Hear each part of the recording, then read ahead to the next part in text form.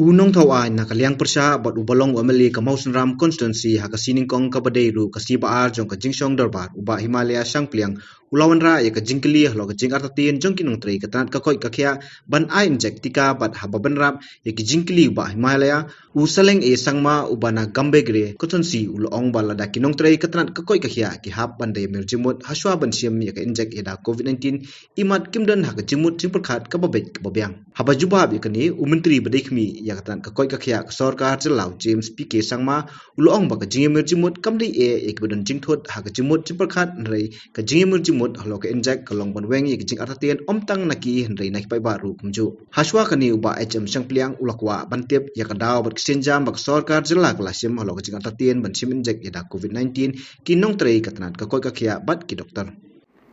Mr. Speaker, sir, reply to start question 3. A. Sir, the total number is 2,505, which is about 10% hesitancy rate. B. Sir, based on the study conducted by the Indian Institute of Public Health, IIPH, Shillong, there are various reasons for COVID vaccine hesitancy among the healthcare workers. C. So the total number of unvaccinated healthcare workers in government hospitals is 2,456. D. So the total number of unvaccinated healthcare workers in private hospitals is 49. E. So the government is making all-out efforts to conduct counseling and create awareness programs in this regard. Yes, Vahimala. Mr. Speaker, sir,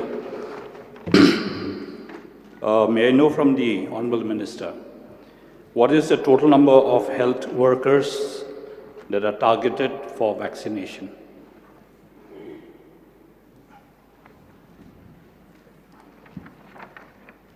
So the total number is 28,708 healthcare workers, sir, which are serving in government hospitals and 2,000 in government hospitals, sir. Does that include the ASHAs also, sir? Yes, sir. Honourable Speaker, sir, I am privy to a report in my hand which has been conducted by the Indian Institute of Public Health, Shillong. Sir, this survey has been conducted in 4 hospitals, sir. So out of these 4 hospitals, there are private hospitals and the government hospitals. The report says that there are 93 doctors who refuse vaccination in the government hospital. Then there are about 462 nurses who refuse vaccination. There is about 434 non-medicals in the government hospitals. And when we look at the private hospitals, sir, we have only 43 doctors who are hesitant and nurses only 144, non-medical 147. So this picture shows that the hesitancy rate for vaccination is more on the government hospitals and the government health workers rather than the private. And the minister's reply itself shows very clearly, sir, in C and D, that the unvaccinated in the government hospitals is 2,456, whereas in private hospitals is only 49. So may I know the reason, sir, why there is so much of hesitancy among the government health workers, sir? Mr. Speaker, sir, so there are various reasons, as I had mentioned in the course of my reply. And as per the report of the Indian Institute of Public Health, the IIPH, sir, this was a report via a study which was conducted among healthcare workers and the community. So I will just read out the reasons why people are hesitant to take the COVID-19 vaccine, sir. So, 1, some people are worried about the side effects after vaccination, and this is in descending order of priority, sir. Number 2, sir, messages on social media that cause concern. Number 3, sir, some of them have not yet decided which vaccine to take because there are many choices of different companies which are on offer. So number 4, some of them feel that natural immunity is sufficient. Number 5, sir, some of them are confused by different messages from different sources. Number 6, sir, some feel they have developed immunity against the virus. Number 7, sir, some fear needles and the pain caused by needles. Number 8, some fear that the COVID-19 vaccine may affect future pregnancies.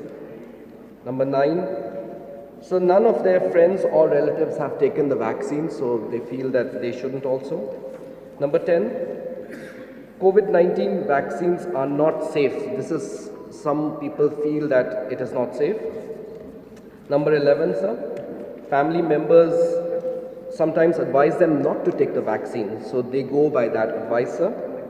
Number 12, COVID-19 vaccine causes infertility and impotence.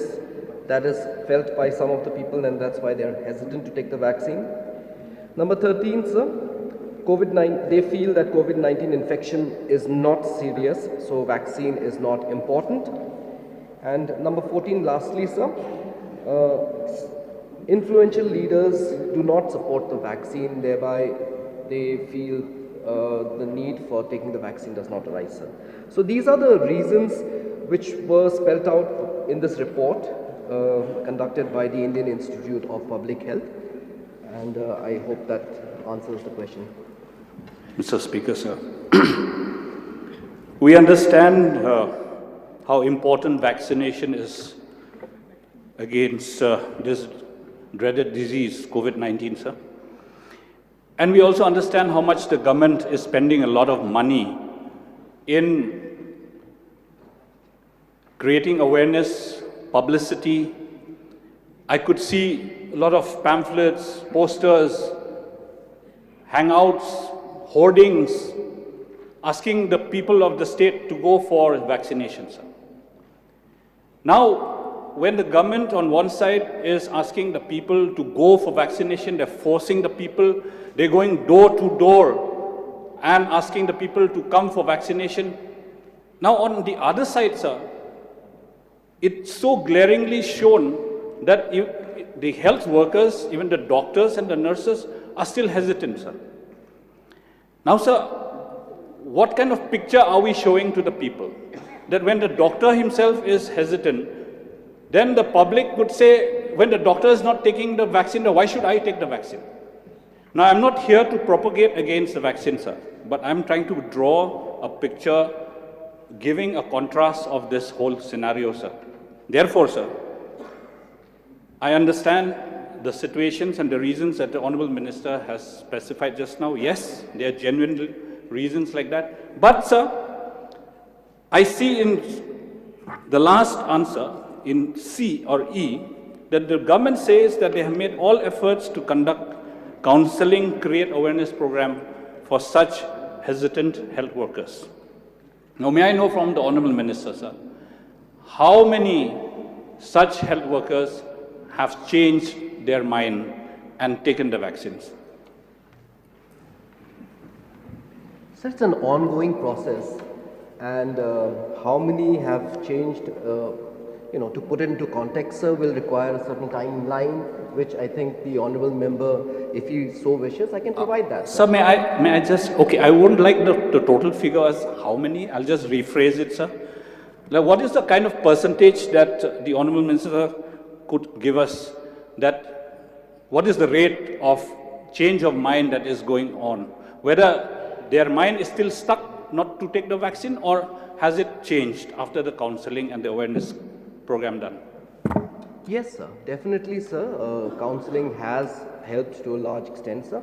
And we have seen behavioural changes in people due to these counselling sessions, sir. And this is an ongoing process, sir. As we speak, a lot of people are coming forward to take vaccines.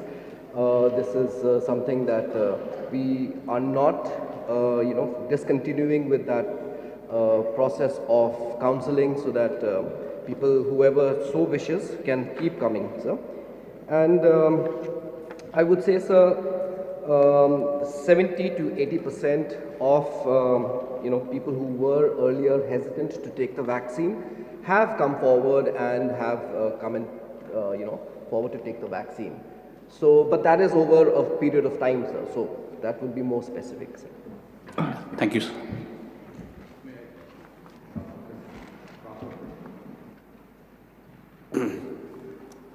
Mr. Speaker, sir.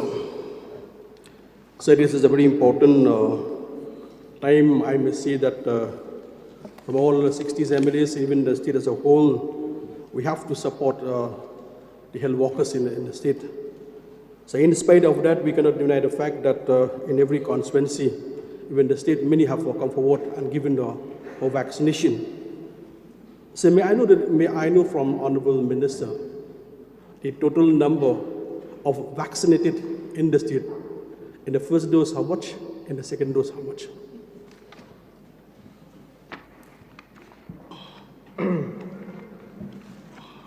Sir, as of now, sir, I can give in terms of percentage, sir. Yes, yes. So the first dose coverage for the first dose, sir, is 70.24, sir, percent, and the total coverage for the second dose, sir, is at 57%, sir, right now. So only one more question, sir.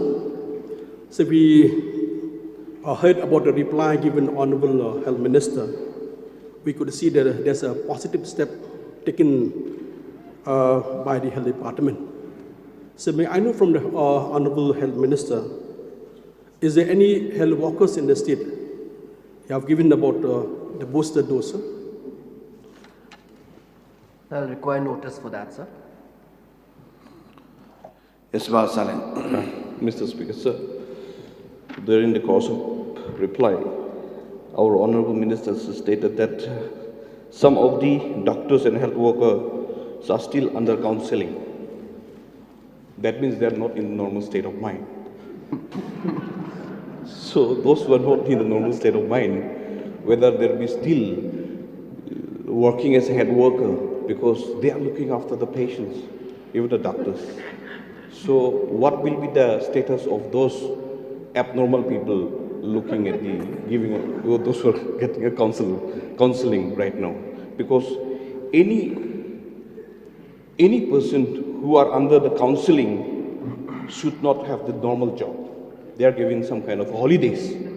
So those who has not been or still under counseling, whether they'll be given any kind of holidays, so as to after coming back they will get the counseling. After getting the counseling only, they should be given back the normal job.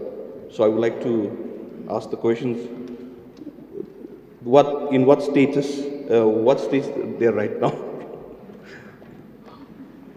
Whether they'll be given any kind of holidays, or after the counseling they'll be given back the normal job.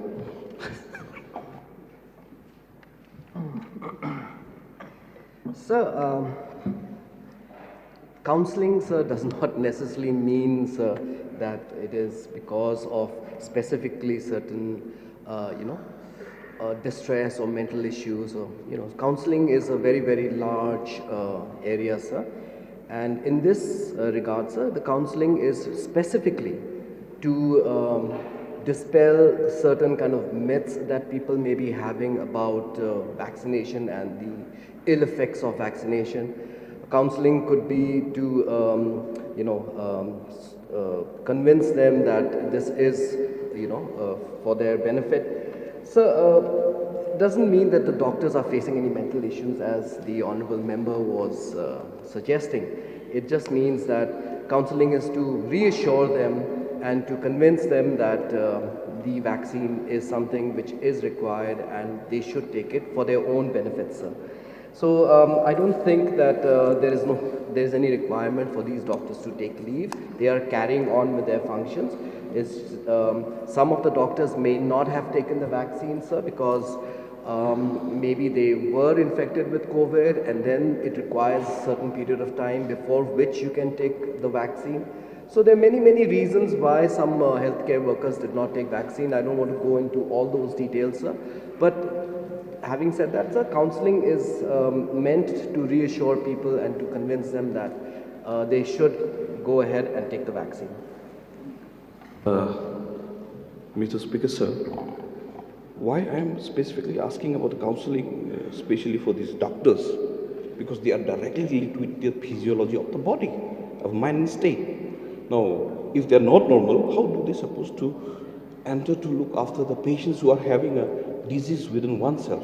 For example, I myself have forced my mother to, get the COVID injection.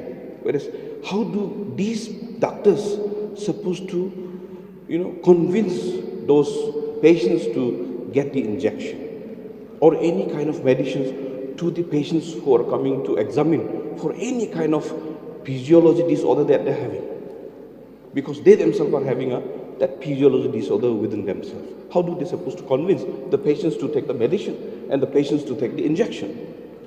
This is the state, they are having in that state of mind that they themselves need to be counseled.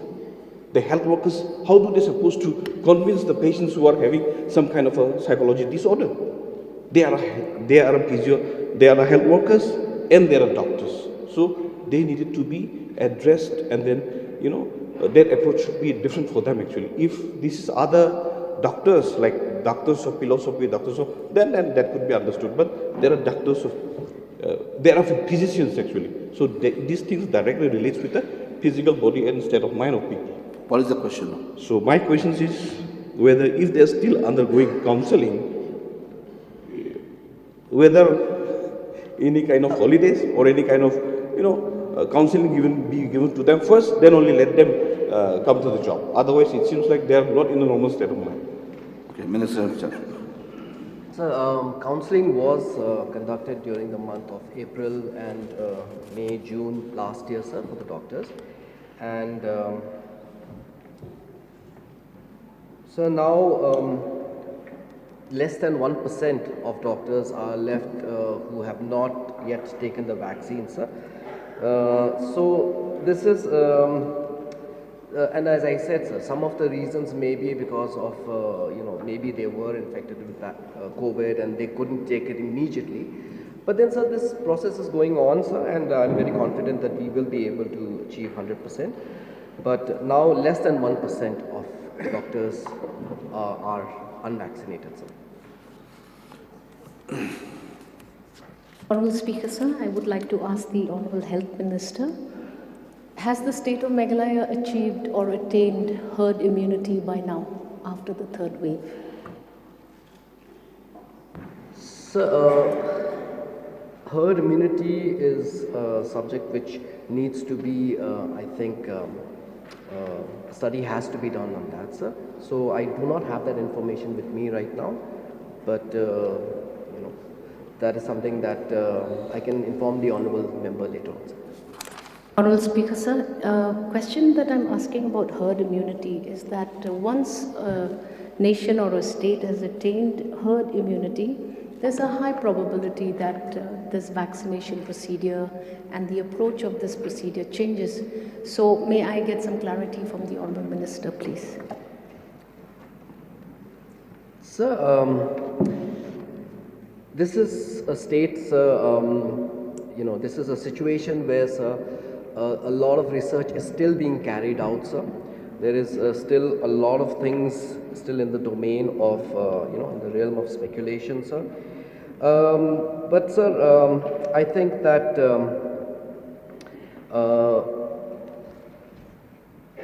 in terms of herd immunity, sir, really, I don't want to go into that area to risk saying that yes, we have a herd immunity or we don't have herd immunity. That study has to be conducted, and I agree with the honourable member that eventually some countries have realized that because of herd immunity, they are, going back to a state of normalcy. But as of now, sir, I cannot mention anything about whether we have or we don't have, sir. Mr. Speaker, sir. Please put a question. Yeah, sure. Whether all the MLAs have been vaccinated and even the MDCs also, all the representatives? To the best of my knowledge, yes, sir.